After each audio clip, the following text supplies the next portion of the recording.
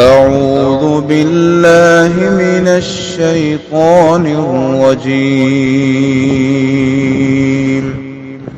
بسم الله الرحمن الرحيم. السلام علیکم ورحمۃ اللہ وبرکاتہ۔ سورہ صافات آیت نمبر 133 سے 148۔ ان الحمد للہ والصلاة والسلام علی رسول اللہ اما بعد۔ اعوذ باللہ السمیع العلیم من الشیطان الرجیم من ہمزہ ونفخہ ونفثہ۔ وَإِنَّ لُوطًا لَّمِنَ الْمُرْسَلِينَ إِذْ نَجَّيْنَاهُ وَأَهْلَهُ أَجْمَعِينَ إِلَّا عَجُوزًا فِي الْغَابِرِينَ ثُمَّ دَمَّرْنَا الْآخَرِينَ وَإِنَّكُمْ لَتَمُرُّونَ عَلَيْهِمْ مُصْبِحِينَ وَبِاللَّيْلِ أَفَلَا تَعْقِلُونَ وَإِنَّ يُونُسَ لَمِنَ الْمُرْسَلِينَ إِذْ أَبَقَ إِلَى الْفُلْكِ الْمَشْحُونِ فَسَاهَمَ فَكَانَ مِنَ الْمُدْحَضِينَ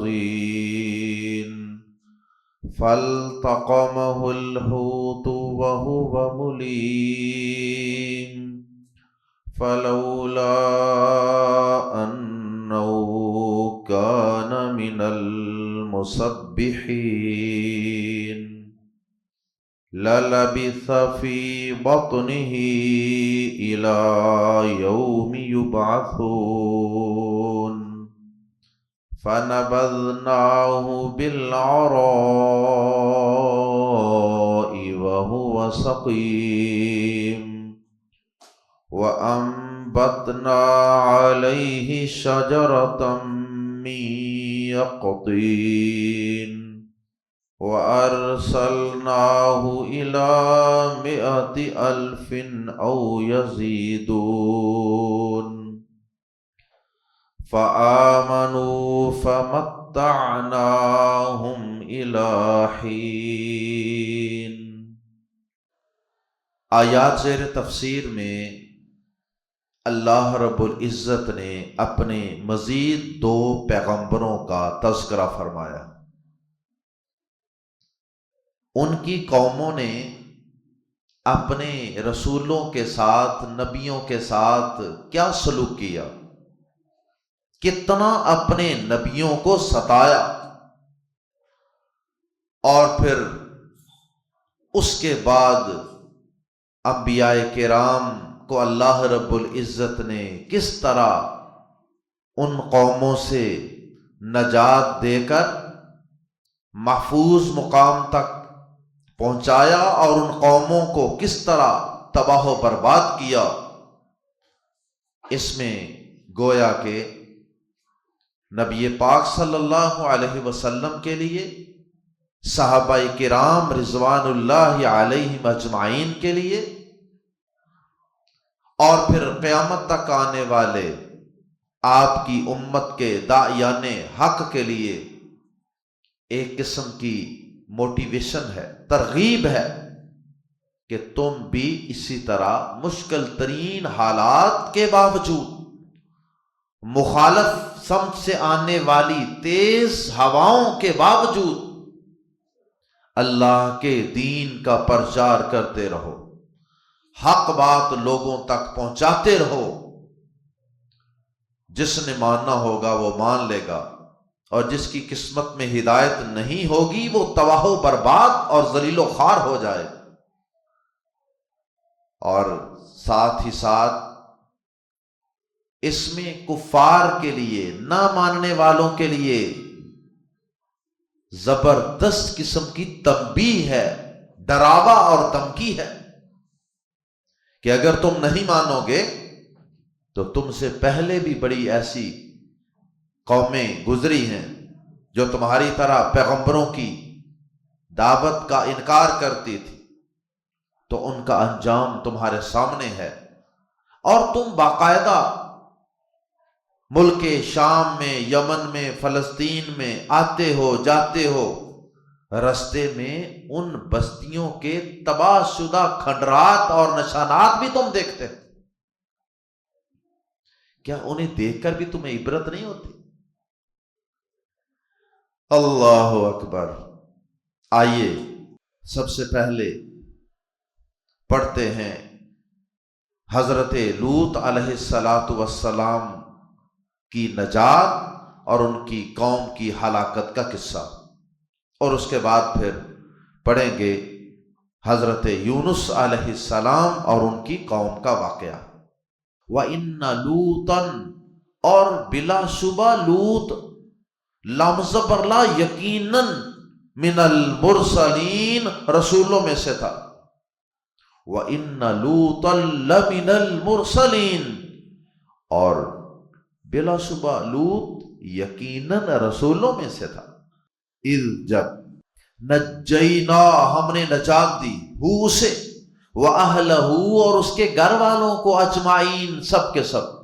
یہاں اللہ پاک نے پورا قصہ دوبارہ بیان نہیں کیا، کیونکہ یہ قصہ حضرت لوط علیہ السلام اور ان کی قوم کا یہ اس سے قبل کئی صورتوں میں گزر چکا ہے، سورہ ہود میں، سورہ انبیاء میں اور دیگر صورتوں۔ قصہ کچھ یوں ہے کہ حضرت لوط علیہ السلام حضرت ابراہیم علیہ السلام کے بھتیجے تھے، اور جب حضرت ابراہیم علیہ السلام آگ سے صحیح سالم باہر نکلے تو ان پر یہی حضرت لوط علیہ السلام ہی ایمان لائے تھے۔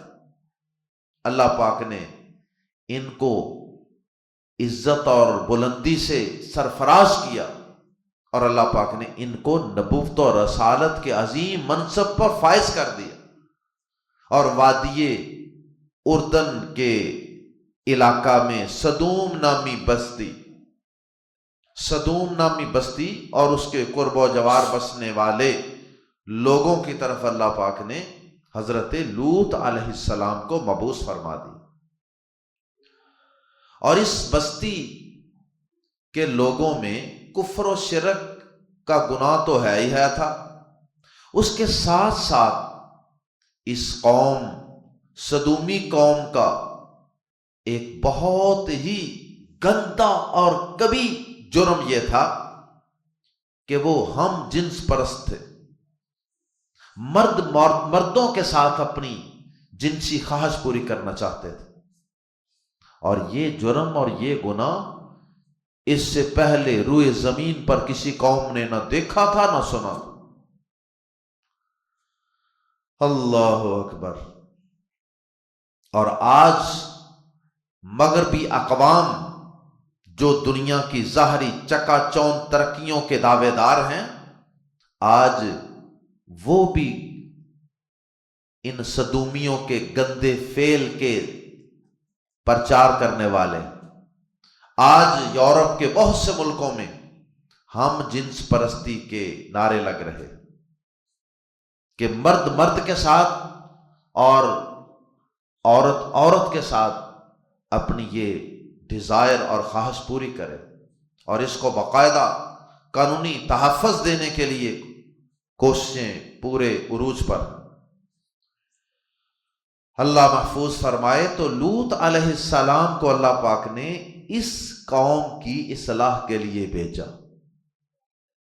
اب لوط علیہ السلام ان کو اس گندے فعل سے روکتے رہتے تھے، اس غیر فطری اور غیر انسانی گناہ سے روکتے رہتے تھے، اور اللہ کی قدرت کہ یہ قوم کسی طرح رکنے کے لیے تیار تو نہیں تھی، تو اللہ کی قدرت کہ اللہ پاک نے پھر اس قوم کی گرفت کرنے کا فیصلہ کیا، اور اللہ پاک نے ایک دن فرشتوں کو انتہائی خوبصورت انسانی شکلوں میں حضرت لوط علیہ السلام کے مہمان بنا کر بھیج دیا۔ اب یہ قوم کے جو بدماش اور گندی سوچ والے مرد تھے، وہ سارے کے سارے جب انہیں پتا چلا کہ مہمان آئے ہیں لوط علیہ السلام کے گھر، تو وہ باغم باغ آئے، دیواریں پھلانگ پھلانگ کے اندر چلے گئے۔ لوط علیہ السلام اس وقت بہت پریشان ہو، کیونکہ لوط علیہ السلام کو ابھی اللہ پاک نے یہ نہیں بتایا تھا کہ یہ فرشتے ہیں۔ لوط علیہ السلام یہی سمجھتے تھے کہ یہ کسی دوسرے علاقے سے کوئی اجنبی لوگ ہیں، مہمان ہیں، کسی کام سے آئے۔ لوط علیہ السلام بہت پریشان ہوئے۔ بہرحال جب ان کی بے بسی، لوط علیہ السلام کی بے بسی اور پریشانی حد سے بڑھ گئی، تو پھر فرشتوں نے اللہ کے حکم سے بتا دیا کہ آپ پریشان نہ ہوں، آپ پریشان نہ ہوں، یہ آپ کا اور ہمارا کچھ نہیں بگاڑ سکیں، ہم اللہ کے بھیجے ہوئے فرشتے ہیں، اور اس قوم پر عذاب کی نوید لے کر آئے۔ اللہ اکبر! اللہ پاک نے ان سب بدماشوں کو اندھا کر دیا، اور اس کے بعد پھر وہ وہاں سے بھاگے، اور پھر اللہ پاک نے لوط علیہ السلام کو حکم دیا کہ آپ اپنے گھر والوں کو جو ایمان والے ہیں نا، ان کو لے کر سوائے اپنی بیوی کے، کیونکہ لوط علیہ السلام کی بیوی بھی ایمان نہیں لائی تھی، سوائے اپنی بیوی کے آپ باقی سب گھر والوں کو لے کر یہاں سے محفوظ مقام پہ منتقل ہو جائیے۔ اللہ پاک نے رہنمائی کی ہوگی۔ لوط علیہ السلام وہاں سے نکل گئے، اور پھر اللہ پاک نے اس سدومیوں کی قوم کو اللہ پاک نے پھر نیچے سے اٹھا کر بستی کو الٹا کر کے زمین پر مارا، اور پھر اوپر سے اللہ پاک نے ان پر اینٹوں کی اور پتھروں کی بارش بھی نازل فرمائی۔ تو اسی واقعے کی طرف اللہ پاک نے اشارہ کیا ہے، اذ نجیناہ، جب ہم نے نجات دی اسے، وَأَهْلَهُ، اور اس کے گھر والوں کو، اجمعین، سب، اور اس کے سب گھر والوں کو۔ لیکن صرف بات اتنی رہتی تو ہر ایک کے ذہن میں یہی بات آنی تھی کہ گھر والوں میں تو بیوی بھی ہوتی ہے، اہل بیت میں تو بیوی بھی شامل ہوتی ہے نا، اس لیے اللہ پاک نے وضاحت فرما دی، مستثنا قرار دے دیا بیوی کو، اللہ، سوائے عجوزن، ایک بڑھیا کے، عجوزن بڑھیا، اولڈ ویمن، فی الغابرین، پیچھے رہ جانے والوں میں، غابرین پیچھے رہ جانے والے، اور فی الغابرین جو پیچھے رہ جانے والوں میں تھی، یعنی وہ ایمان ہی نہیں لائی تھی تو اسے پھر پیچھے ہی چھوڑنا تھا، تباہ و برباد ہونے والوں میں، عذاب کے مستحق قرار پانے والوں میں ہی چھوڑنا تھا۔ فرمایا جب ہم نے اسے اور اس کے سب گھر والوں کو نجات دی، سوائے ایک بڑھیا کے جو پیچھے رہ جانے والوں میں تھی، ثم دمرنا، پھر ہم نے ہلاک کر دیا، الآخرین، دوسروں کو۔ آخر، خا پر زبر ہو تو اس کا معنی ہوتا ہے دوسرے، ادرس، آخر خا کے نیچے زیر ہو تو اس کا معنی ہوتا ہے آخری، لاسٹ، اور آخرین، دوسروں کو، ثم دمرنا الآخرین، پھر ہم نے دوسروں کو ہلاک کر دیا، اور اس کی تفصیل میں نے عرض کر دی جیسا کہ دیگر مقامات پہ موجود ہے۔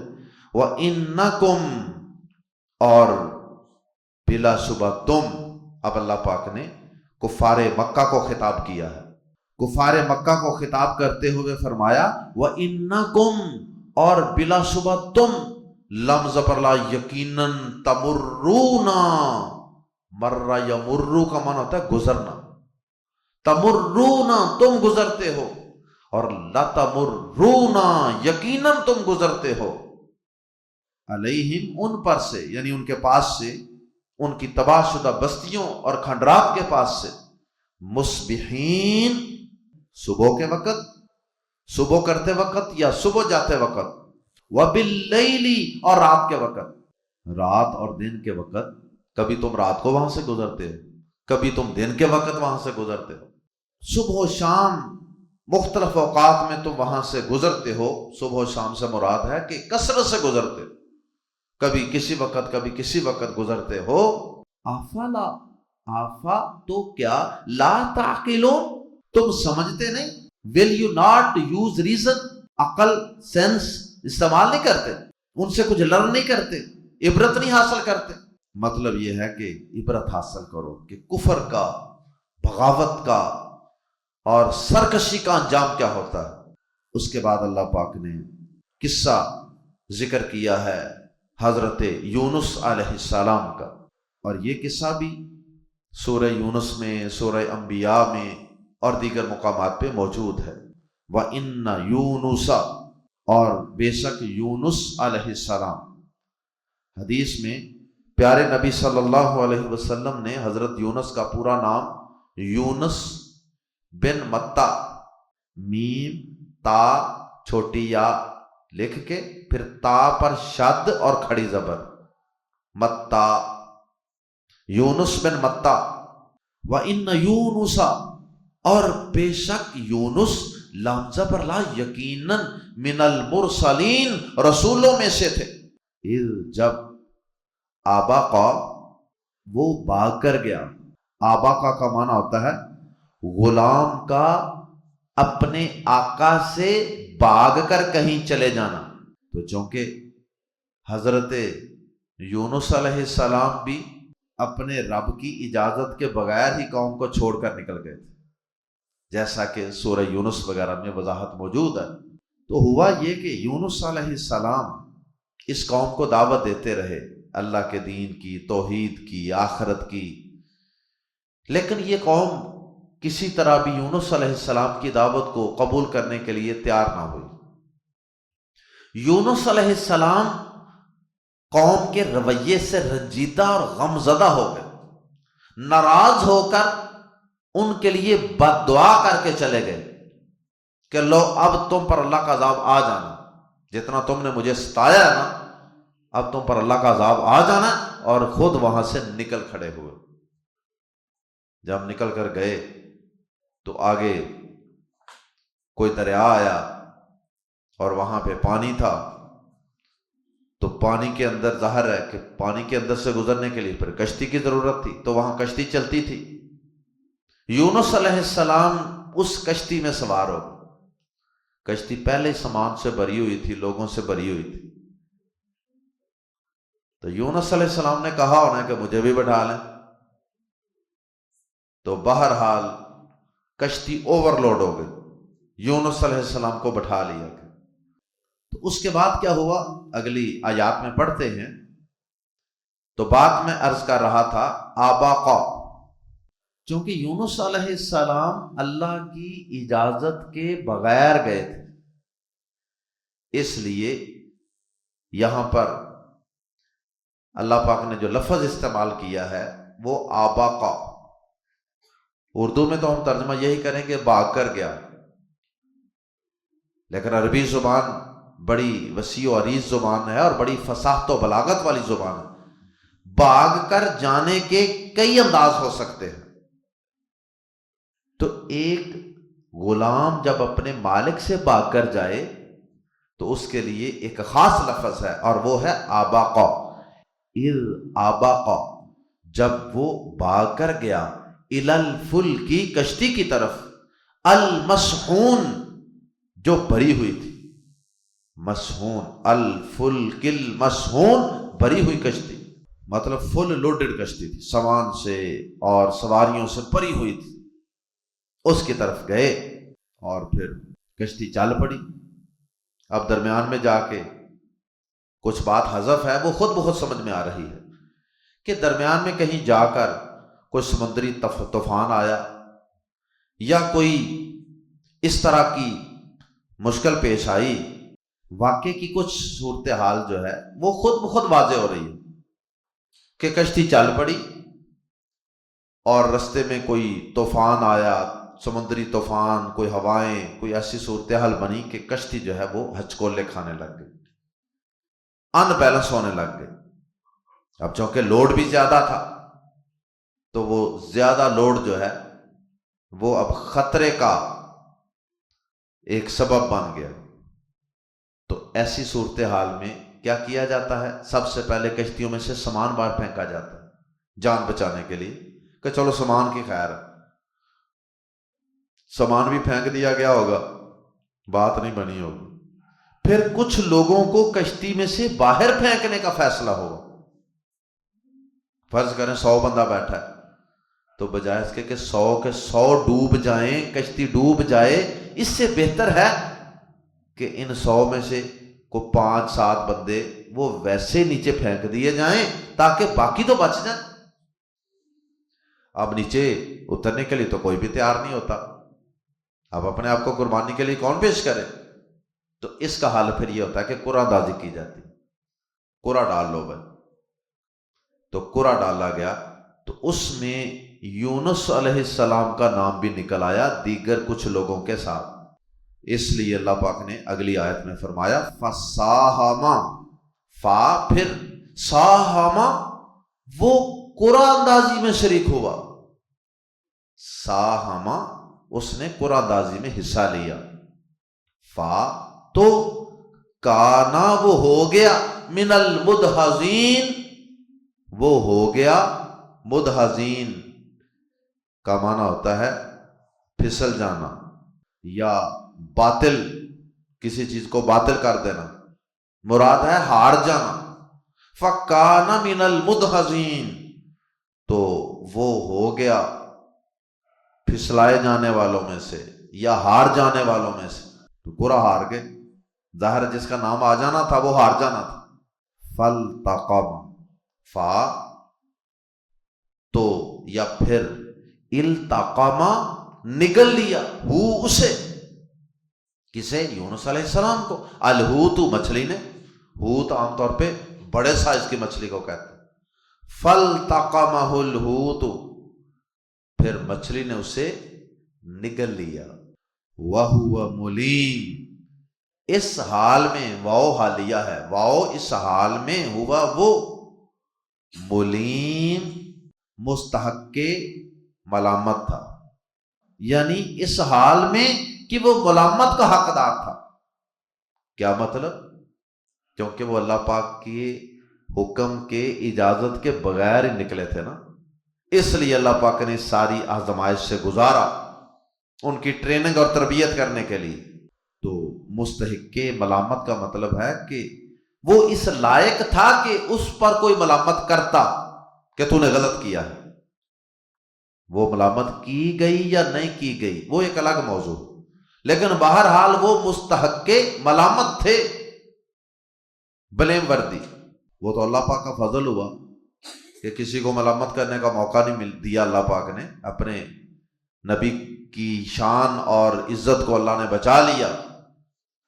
فا پھر لولا، لو اگر لا نہ، اگر نہ ہوتی، مطلب اگر یہ بات نہ ہوتی، انہو کہ بے شک وہ، کانا تھا، من المسبحین تسبیح کرنے والوں میں سے تھے۔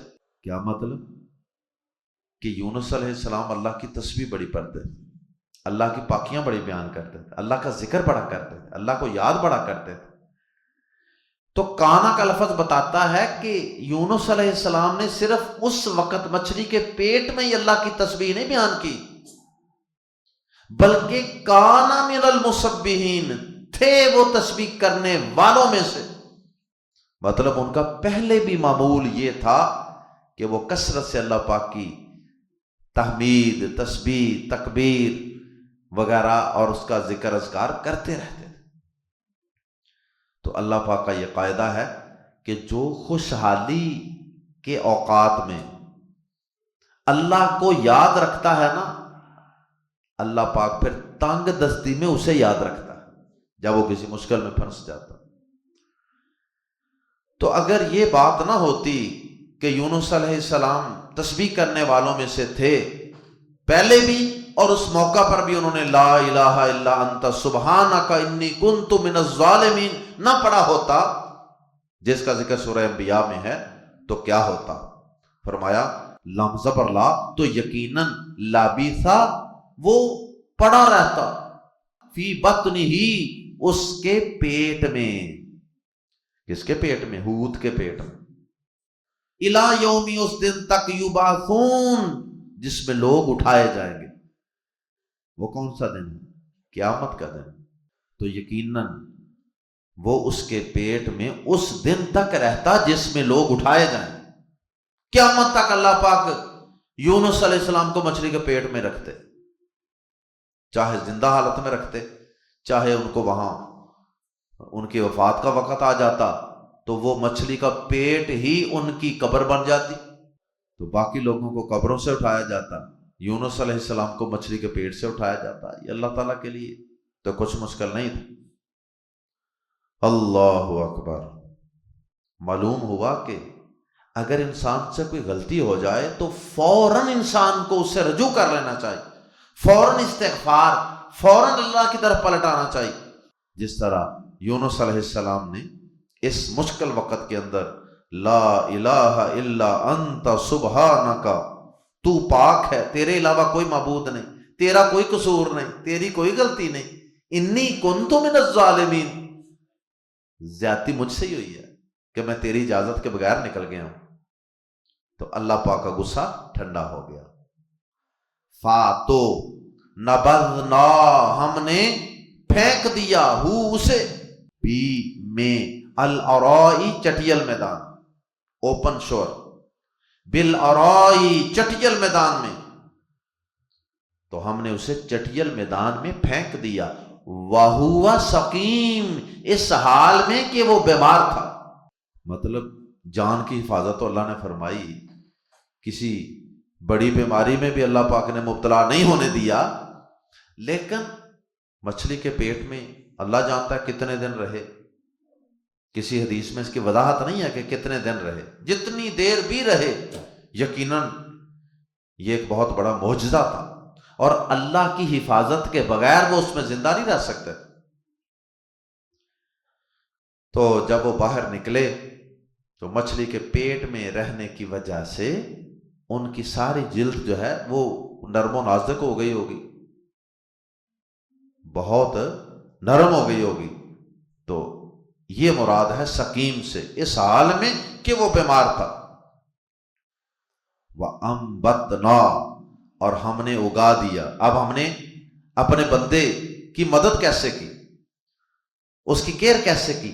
وَأَنبَتْنَا، اور ہم نے اگا دیا، علیہ اس پر، شجرتن ایک پودا، من سے، یا کا، یقطین بیلدار، یقطین وہ پودا ہوتا ہے جس کا تنا نہیں ہوتا، بیلیں وغیرہ، وہ کوئی انگور کی ہو، وہ کسی خربوزے کی ہو، تربوز کی ہو، کسی بھی چیز کی ہو سکتی ہے۔ تو اللہ پاک نے یونس علیہ السلام کو مچھلی نے جس جگہ آ کر پھینکا نا، وہ چٹیل میدان تھا۔ چٹیل میدان ہوتا ہے جہاں کوئی عمارت نہیں، کوئی درخت نہیں، کوئی چیز نہیں نظر آ رہی، بالکل دور دور تک ہموار جگہ۔ اب وہاں آ کے پھینکا، اللہ پاک نے بندوبست فرمایا کہ ایک بیل اللہ پاک نے ان کے اوپر اس طرح اگا دی کہ جو نیچے وہ لیٹے ہوئے ہیں، زمین پہ پڑے ہوئے ہیں، اور بیل جو ہے اس نے اوپر ان کے سایہ کر دیا، اور اس طرح وہ موسم کی شدت سے بھی بچ گئے۔ اور اس بیل سے ممکن ہے کہ اللہ پاک نے، بیل ان کی چونکہ بالکل قریب سے گزرتی تھی، تو ممکن ہے کہ اس بیل سے وہ پھل وغیرہ بھی اتار کر کھاتے رہے ہوں، جیسے انگور۔ وَأَرْسَلْنَاهُ، اور ہم نے بھیجا اسے، پھر وہ صحیح سلامت ہو گئے۔ ان کی غذا کا، سائے کا، حفاظت کا اللہ پاک نے انتظام کر دیا۔ وَأَرْسَلْنَاهُ، اور ہم نے بھیجا اسے، الا طرف مئاتی 100 الفن 1000 100,000 کتنا ہوتا ہے؟ لاکھ. الا مئاتی الفن 1,00,000 کی طرف، او یا یزیدون زیادہ. تو او جو ہے اللہ تعالیٰ تو ایگزیکٹ علم رکھتا ہے نا ہر چیز کا، اسے تو یہ کہنے کی ضرورت ہی نہیں کہ وہ لوگ 1,00,000 تھے یا 1,00,000 سے زیادہ. یہ یا تو انسانوں کے مطابق کہا جا رہا ہے کہ اگر کوئی انسان دیکھے گا تو وہ کہے گا کہ یہ 1,00,000 یا 1,00,000 سے زیادہ لوگوں کی آبادی ہے، یا پھر یہ او کا لفظ بعض اہل علم نے کہا کہ یہ او بل کے معنی میں ہے، او یزیدون بل یزیدون، بلکہ 1,00,000 سے بھی زیادہ لوگ تھے. اب یہ 1,00,000 سے زیادہ لوگوں کی طرف اللہ پاک نے یونس علیہ السلام کو تندرست کر کے صحیح سلامت کر کے دوبارہ بھیج دیا. اب یہ کون سی بستی تھی؟ کیا وہی لوگ تھے، وہی بستی تھی، یا کوئی نئی بستی تھی؟ یہ اللہ بہتر جانتے ہیں، لیکن زیادہ اہل علم کا خیال ہے اور آیات سے بھی زیادہ یہی معلوم ہوتا ہے کہ یہ وہی قوم تھی، انہی کی طرف اللہ پاک نے ان کو دوبارہ مبعوث کر دیا. فآمنوا، تو وہ ایمان لے آئے. ویسے قوم یونس علیہ السلام جب نکل گئے تھے نا تو پیچھے سے قوم کے اکثر لوگ ایمان لے آئے تھے، کیونکہ انہیں اس بات پر یقین تھا کہ یونس بات کا سچا ہے. یہ چونکہ جاتے وقت کہہ کے گیا کہ تم پر عذاب آ جانا ہے اب، اور بادل شادل اور وہ حالات انہوں نے عذاب والے دیکھے تو وہ ڈر گئے، اور عذاب آنے سے پہلے ہی ڈر گئے تو اللہ پاک نے ان کے پھر ایمان کو قبول کر لیا. تو مزید کوئی کمی بیشی پھر دوبارہ یونس علیہ السلام گئے ہوں گے تو مزید پھر ان کے ایمان کو بہتر کر لیا، یا پھر سارے لوگ پہلے ایمان نہیں لائے، جب یونس علیہ السلام دوبارہ گئے تو پھر ایمان لے آئے ہوں گے. فآمنوا، تو وہ ایمان لے آئے. پس متعنا، ہم نے فائدہ دیا ہم انہیں. فائدہ سے مراد یہاں مہلت، یعنی ہماری نعمتوں سے فائدہ اٹھاؤ، مہلت ہے تمہارے لیے. الہین، ایک وقت تک. مطلب یہ ہے کہ جس قوم پر اللہ کا عذاب آتا ہے اس کی تو مہلت ختم ہو جاتی ہے نا، ساری قوم کی یکدم مہلت ختم ہو جاتی ہے، لیکن انہیں ہم نے اپنی طبعی زندگی جینے کا موقع دے دیا. کسی کو 20 سال کی مہلت دے دی، کسی کو 30 سال، کسی کو 50 سال، کسی کو 100 سال، جتنی کسی کی عمر تھی اتنے اس وقت تک کے لیے انہیں ہم نے فائدہ اٹھانے کے لیے مہلت دے دی کہ جاؤ اب اپنی مرضی سے جو اعمال کرنے ہیں وہ کرو. اللہ تعالی ہم سب کو انبیاء کرام کی زندگیوں سے سبق حاصل کرنے کی اور ان کے نقش قدم پہ چلنے کی توفیق عطا فرمائے. اللہ ہمیں ان نافرمان قوموں کے طرز عمل سے بچنے کی توفیق عطا فرمائے. سبحانک اللہم و بحمدک اشہد ان لا الہ الا انت استغفرک و اتوب الیک.